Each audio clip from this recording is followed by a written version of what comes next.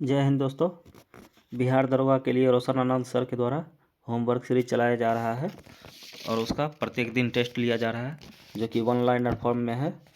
प्रत्येक दिन 75 सवालों का टेस्ट लिया जा रहा है। तो डे 1 का आज हम लोग देखते हैं।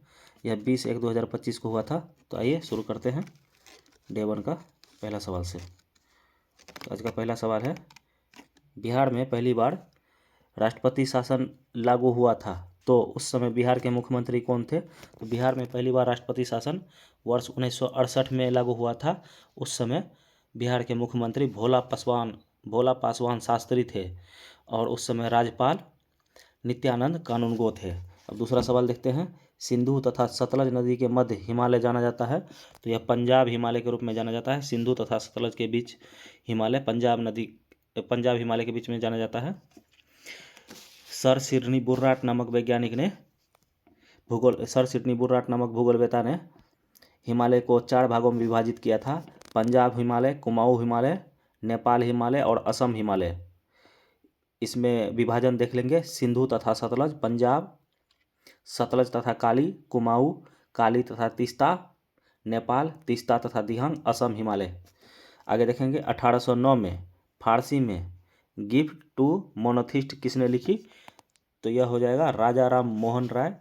गिफ्ट टू मोनोथिस्ट, इसका अर्थ होता है एकेश्वरवादियों को उपहार। एकेश्वरवादियों को उपहार। यह पुस्तक राजा राम मोहन राय के द्वारा लिखी गई थी। अब आगे देखते हैं।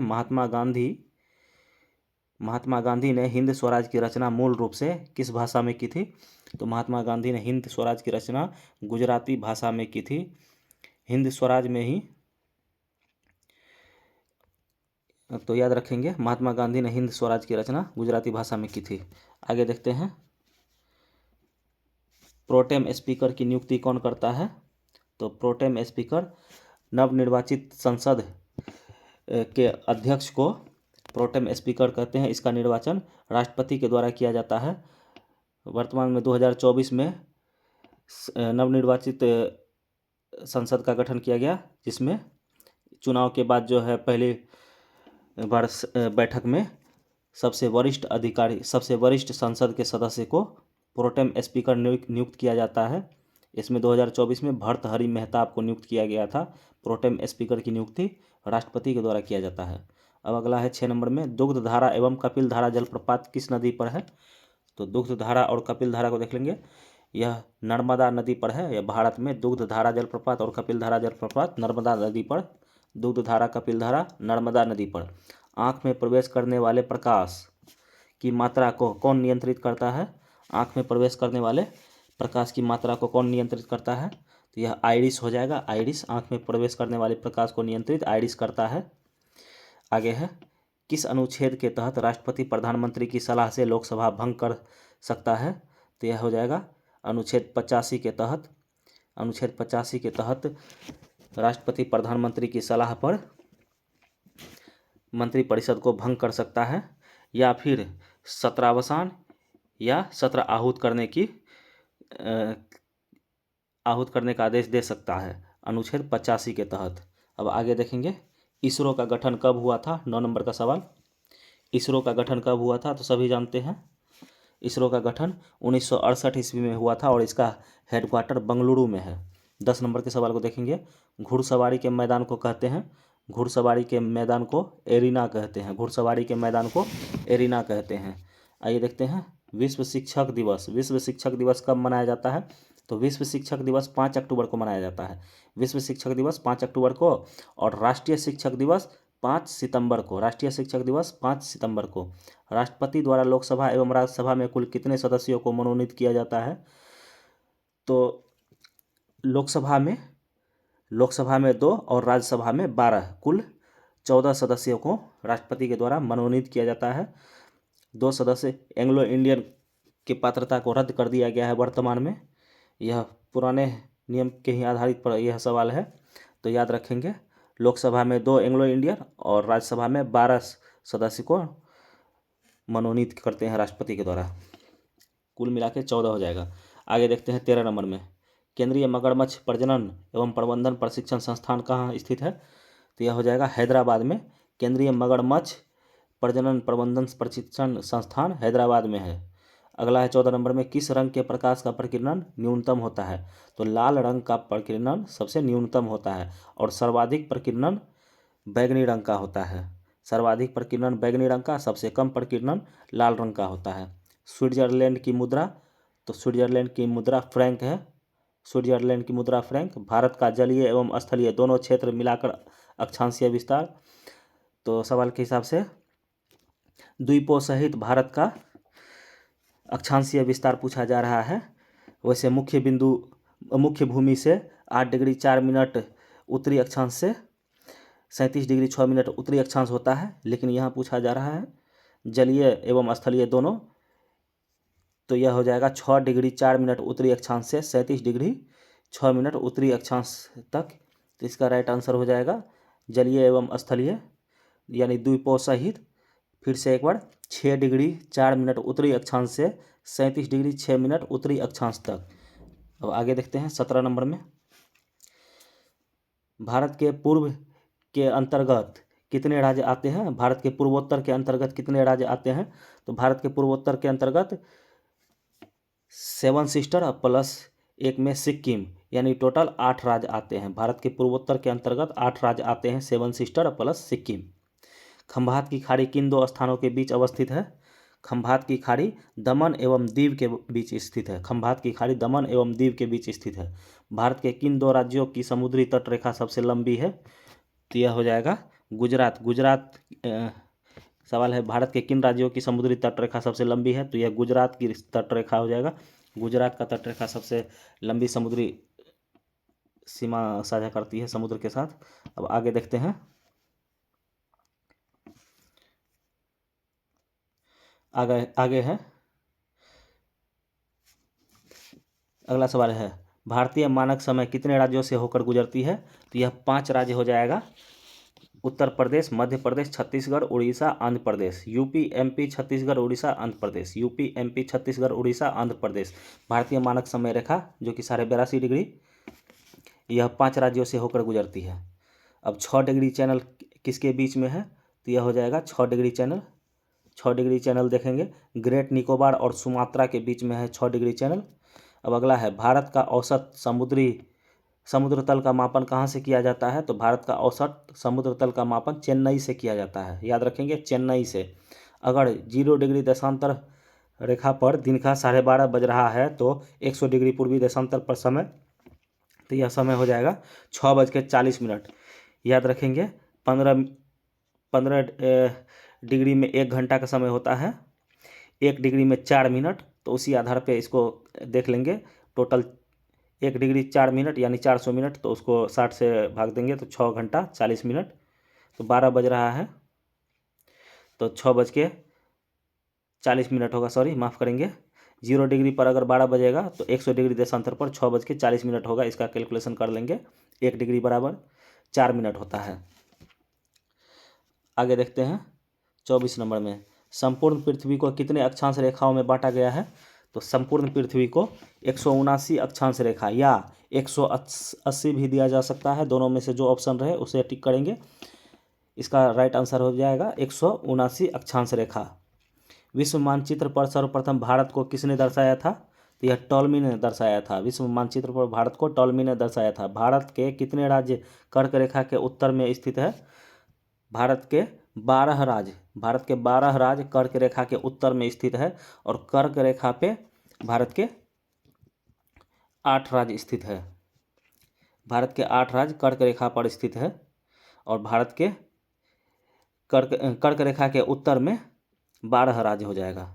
अब आगे देखते हैं, कर्क रेखा 82.5 डिग्री, कर्क रेखा 82.5 डिग्री पूर्वी देशांतर एक दूसरे को किस राज्य में प्रतिच्छेदित करते हैं? यानी कि कर्क रेखा को भारतीय मानक समय रेखा कहाँ किस राज्य में प्रतिच्छेदित यानी एक दूसरे को काटती है? तो यह हो जाएगा छत्तीसगढ़ में। कर्क रेखा को भारतीय मानक समय रेखा जो कि 82.5 डिग्री पूर्वी देशांतर है, वह एक दूसरे को काटती है आंध्र प्रदेश में, छत्तीसगढ़ में एक दूसरे को काटती है।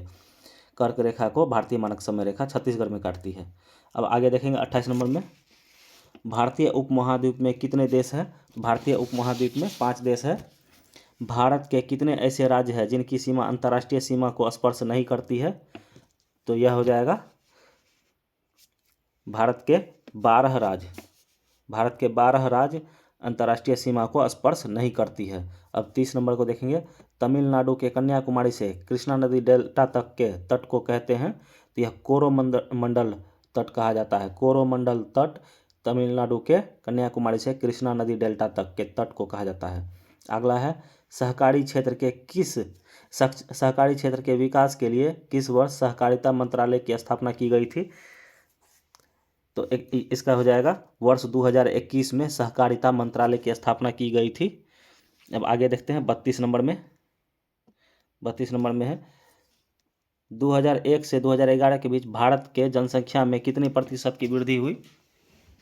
तो भारत की जनसंख्या में 17.64% की वृद्धि हुई। याद रखेंगे 2001 से 2011 के बीच भारत की जनसंख्या में 17.64% की वृद्धि हुई है। अब अगला है केंद्रीय महिला एवं बाल विकास मंत्री श्रीमती अन्नपूर्णा देवी ने बाल विवाह मुक्त भारत राष्ट्रीय अभियान का शुभारंभ कहाँ से किया? तो यह हो जाएगा यह 25 नवंबर 2024 को नई दिल्ली से शुरू किया गया है। केंद्रीय महिला एवं बाल विकास मंत्री श्रीमती अन्नपूर्णा देवी ने 25 नवंबर 2024 को दिल्ली से शुरू किया है। अब आगे देखते हैं अंतर्राष्ट्रीय महिला विरोधी हिंसा उन्मूलन दिवस कब मनाया जाता है? तो यह हो जाएगा 25 नवंबर को। अब आगे देखते हैं 35 नंबर में। 35 नंबर में है प्रधानमंत्री जन धन योजना की शुभारंभ कब किया गया? तो प्रधानमंत्री जन धन योजना का शुभारंभ 28 अगस्त 2014 से स्टार्ट हुआ था। प्रधानमंत्री जन धन योजना का शुभारंभ 28 अगस्त 2014 से हुआ था। अब आगे है केंद्रीय स्वास्थ्य और परिवार कल्याण मंत्रालय। केंद्रीय स्वास्थ्य और परिवार कल्याण मंत्रालय की ओर से जारी राष्ट्रीय परिवार और स्वास्थ्य सर्वेक्षण के आंकड़ों के अनुसार किस राज्य में बाल विवाह सबसे अधिक प्रचलित है? आगे देखते हैं। तो यह हो जाएगा बाल विवाह सबसे अधिक प्रचलित हो जाएगा पश्चिम बंगाल में और दूसरे स्थान पे बिहार हो जाएगा। आगे देखते हैं ग्लोबल गर्लहुड रिपोर्ट के में कौन जारी करता है? ग्लोबल गर्लहुड रिपोर्ट को जारी करता है सेव द चिल्ड्रेन के द्वारा जारी किया जाता है। देश में जन्म एवं मृत्यु रजिस्ट्रीकरण अधिनियम कब पारित हुआ? तो यह 1969 ईस्वी से पारित हुआ है। स्वतंत्र भारत की पहली जनगणना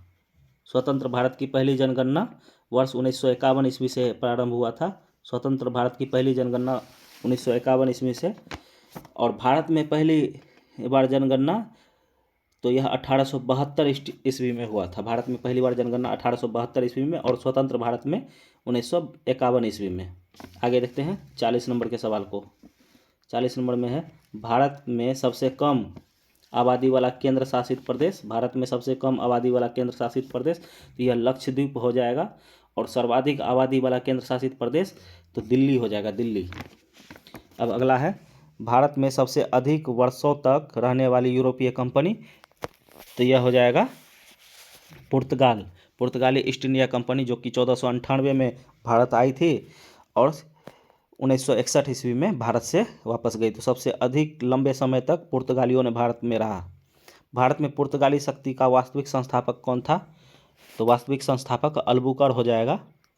भारत में पुर्तगाली शक्ति का वास्तविक संस्थापक अल्बुकर है। किस स्थान पर भारत में प्रथम नगर निगम की स्थापना किया गया था? तो यह मद्रास हो जाएगा। मद्रास नगर निगम की स्थापना सबसे पहले किया गया था। यह वर्ष 1688 ईस्वी में मद्रास नगर निगम 1688 ईस्वी में स्थापित किया गया था। अब आगे देखते हैं ईस्ट इंडिया कंपनी के किस अंग्रेज गवर्नर को औरंगजेब द्वारा निष्कासित किया गया था? तो औरंगजेब के द्वारा निष्कासित किया गया था जॉन चाइल्ड को। यह लगभग 1688 ईस्वी के आसपास था। अब वांडीवास का युद्ध कब हुआ था? तो वांडीवास का युद्ध 22 जनवरी 1760 ईस्वी को ब्रिटिश और फ्रांसीसियों के बीच लड़ा गया था। इसी युद्ध से फ्रांसीसियों का पतन माना जाता है। फ्रांसीसियों ने अपना मुख्यालय नगर बनाया था तो फ्रांसीसियों ने अपना मुख्यालय नगर पांडिचेरी को बनाया था, पांडिचेरी या पुदुचेरी। अब 47 नंबर को देखेंगे, अंग्रेजों ने किस मुगल बादशाह के समय पटना में अपनी व्यापारिक कोठी स्थापित की थी? तो पटना में व्यापारिक कोठी 1632 ईस्वी में स्थापित किया गया था। यह शाहजहां का कार्यकाल था। 1632 ईस्वी में अंग्रेजों ने पटना में व्यापारिक कोठी स्थापित किया था, शाहजहां के कार्यकाल में। अब आगे 48 नंबर का देखते हैं, कर्नाटक का युद्ध किन किन के मध्य लड़ा गया था? तो कर्नाटक का युद्ध ब्रिटिश एवं फ्रांसीसियों के बीच लड़ा गया था। कर्नाटक का युद्ध ब्रिटिश एवं फ्रांसीसियों के बीच लड़ा गया था। अब चोल का युद्ध देखेंगे, तो चोल का युद्ध 1508 ईस्वी में मिस्र और पुर्तगालियों के बीच लड़ा गया था। मिस्र के राजा और पुर्तगालियों के बीच लड़ा गया था चोल का युद्ध 1508 ईस्वी में। राजा राम मोहन राय का पूर्वगामी कहा जाता है, तो राजा राम मोहन राय को का पूर्वगामी अल्बुकर्क को माना जाता है। यह पुर्तगाल शासित क्षेत्र में सती प्रथा का अंत किया था इन्होंने राजा राम से पहले, तो अल्बुकर्क को राजा राम का पूर्वगामी माना जाता है। आगे है, भारतीय सेना ने 1961 में किस ऑपरेशन के तहत गोवा को पुर्तगालियों से मुक्त कराया था? तो यह हो जाएगा ऑपरेशन विजय के तहत। ऑपरेशन विजय के तहत गोवा से पुर्तगालियों को मुक्त कराया था। पुर्तगालियों को गोवा से पुर्तगालियों को मुक्त कराया था, सही है। अब आगे देखते हैं, डच ईस्ट इंडिया कंपनी की स्थापना। डच ईस्ट इंडिया कंपनी की स्थापना तो यह 1602 ईस्वी हो जाएगा। डच ईस्ट इंडिया कंपनी की स्थापना 1602 ईस्वी में हुई थी। सप्तवर्षीय युद्ध ब्रिटिश और फ्रांस के बीच कब हुआ था? तो सप्तवर्षीय युद्ध यह 1756 ईस्वी में हुआ था। इसका कार्यकाल था 1756 से 63। यह पेरिस की संधि के तहत समाप्त हुआ था। पेरिस की संधि 1763 ईस्वी में हुआ था। सप्तवर्षीय युद्ध का कार्यकाल है 1756 से 63। अगला है, किसने ईस्ट इंडिया कंपनी के बारे में यह टिप्पणी की कि कंपनी एक असंगति है, परंतु यह उस व्यवस्था का भाग है जहां सब कुछ ही असंगत है? तो यह व्यंग कसते हुए लॉर्ड मैकाले ने कहा था, कंपनी एक असंगति है परंतु यह उस व्यवस्था का भाग है जहां पर सब कुछ ही असंगत है। यह व्यंग लॉर्ड मैकाले का था। अगला देखते हैं, 55 नंबर, अंग्रेजों द्वारा प्रथम मान्यता प्राप्त फैक्ट्री कहाँ खोला गया था? तो यह 1611 ईस्वी में खोला गया था, मसूलीपट्टनम में, आंध्र प्रदेश के मसूलीपट्टनम में 1611 ईस्वी में अंग्रेजों के द्वारा प्रथम मान्यता प्राप्त फैक्ट्री खोला गया था। अब 56 नंबर में देखते हैं, किस अधिनियम के द्वारा बंगाल के गवर्नर को बंगाल का गवर्नर जनरल पद नाम दिया गया? तो यह हो जाएगा 1773 का रेगुलेटिंग एक्ट के तहत बंगाल के गवर्नर को बंगाल का गवर्नर जनरल पद नाम दिया गया। अब आगे देखते हैं, 57 नंबर में, कंपनी के कर्मचारियों को बिना लाइसेंस प्राप्त किए निजी व्यापार करने तथा भारतीय लोगों से उपहार लेना प्रतिबंध कर दिया गया। तो यह था 1781 के एक्ट ऑफ माफ़ करेंगे 1773 के रेगुलेटिंग एक्ट के तहत यह था, कंपनी के कर्मचारियों को बिना लाइसेंस प्राप्त किए निजी व्यापार करने तथा भारतीय लोगों से उपहार लेना प्रतिबंध किया गया था 1773 के रेगुलेटिंग एक्ट के तहत। अगला है, रेगुलेटिंग एक्ट 1773 में निहित कमियों को दूर करने के लिए ब्रिटिश संसद ने कौन सा एक्ट पारित किया था? तो यह 1781 का एक्ट ऑफ सेटलमेंट को पारित किया गया था। 1773 के कमियों को दूर करने के लिए 1781 का एक्ट ऑफ सेटलमेंट। आगे देखेंगे 59, किस एक्ट के तहत गवर्नर जनरल परिषद की संख्या 4 से घटकर 3 कर दी गई थी? तो यह हो जाएगा 1784 का पिट्स का इंडिया एक्ट। इसमें गवर्नर जनरल की परिषद की संख्या 4 से घटाकर 3 कर दी गई। आइए अब आगे देखते हैं 60 नंबर में, 60 नंबर का देखते हैं, गवर्नर जनरल को वीटो शक्ति का अधिकार किस एक्ट के तहत दिया गया? गवर्नर जनरल को वीटो शक्ति का अधिकार तो यह 1786 के अमेंडमेंट एक्ट के तहत दिया गया था। 1786 के अमेंडमेंट एक्ट के तहत गवर्नर जनरल को वीटो शक्ति का अधिकार दिया गया। अब आगे है, किस अधिनियम के तहत कंपनी को भारत में व्यापार के एकाधिकार को अगले 20 वर्षों की अवधि के लिए बढ़ा दिया गया? तो यह 1793 के चार्टर्ड एक्ट के द्वारा दिया गया था। 1793 के चार्टर्ड एक्ट के द्वारा कंपनी को भारत में व्यापार का एकाधिकार 20 वर्षों के लिए बढ़ा दिया गया। प्रथम विधि आयोग का गठन किया गया था। प्रथम विधि आयोग का गठन 1834 ईस्वी में लॉर्ड मैकाले की अध्यक्षता में किया गया था। प्रथम विधि आयोग लॉर्ड मैकाले हो जाएगा। 1834 ईस्वी में प्रथम विधि आयोग। अब आगे देखते हैं 63 नंबर में। 63 नंबर का ब्रिटिश सरकार के किस अधिनियम ने सबसे पहली बार भारत में शिक्षा के लिए 1 लाख रुपया दिया? तो यह 1813 का एक्ट के तहत दिया गया था। 1813 के अधिनियम के तहत ब्रिटिश सरकार ने शिक्षा पे 1 लाख रुपया खर्च किए। अब अगला सवाल है 1773 के अधिनियम द्वारा कलकत्ता में कब सर्वोच्च न्यायालय की स्थापना की गई थी? तो यह 1774 ईस्वी में सर्वोच्च न्यायालय की स्थापना की गई थी और इसके पहले मुख्य न्यायाधीश सर एलिजाबेथ एम्पे थे। सर एलिजाबेथ एम्पे 1774 में कलकत्ता में सर्वोच्च न्यायालय की स्थापना की गई थी 1773 के अधिनियम के तहत। किस अधिनियम द्वारा मद्रास एवं बंबई के गवर्नर बंगाल के गवर्नर जनरल के अधीन हो गए? तो यह 1773 के रेगुलेटिंग एक्ट के तहत हुआ था। कंपनी के मद्रास के एवं बंबई के गवर्नर जनरल 1773 के रेगुलेटिंग एक्ट के तहत। अगला है 66 नंबर। 1784 के अधिनियम पारित होने के समय ब्रिटेन के प्रधानमंत्री थे। ब्रिटेन के प्रधानमंत्री विलियम पिट थे। 1784 अधिनियम पारित होने के समय ब्रिटेन के प्रधानमंत्री विलियम पिट थे। अब अगला देखते हैं किस अधिनियम के द्वारा ब्रिटिश संसद ने चाय और चीनी के साथ व्यापार को छोड़कर ईस्ट इंडिया कंपनी के भारत के साथ व्यापारिक एकाधिकार को समाप्त कर दिया? तो यह 1813 के चार्टर अधिनियम के तहत चाय और चीन के साथ व्यापार को छोड़कर ईस्ट इंडिया कंपनी ने भारत के व्यापारिक एकाधिकार को समाप्त कर दिया था 1813 के चार्टर अधिनियम के तहत। अब आगे देखते हैं 68 नंबर में। किस एक्ट के तहत बंगाल के गवर्नर जनरल को संपूर्ण भारत का गवर्नर जनरल बना दिया गया? तो यह 1833 के एक्ट के तहत बंगाल के गवर्नर जनरल को संपूर्ण भारत का गवर्नर जनरल 1833 में। भारत का प्रथम governor general Lord William Bentinck थे। भारत का प्रथम governor general Lord William Bentinck. अब आगे देखते हैं गवर्नर जनरल की परिषद में एक कानूनी सदस्य को शामिल किया गया था। गवर्नर जनरल की परिषद में एक कानूनी सदस्य को शामिल किया गया था। सर्वप्रथम कानूनी सदस्य के रूप में किसे नामित किया गया था? तो सर्वप्रथम कानूनी सदस्य के रूप में लॉर्ड मैकाले को नियुक्त किया गया था। यह 1833 के एक्ट से 1833 में नियुक्त किया गया था। लॉर्ड मैकाले को 1833 के एक्ट के तहत 1834 में नियुक्त किया गया था कानूनी सदस्य के रूप में। अब आगे देखते हैं 71 नंबर। भारत में कितनी शास्त्रीय भाषाएं हैं? तो भारत में वर्तमान में कुल 11 शास्त्रीय भाषाएं हैं।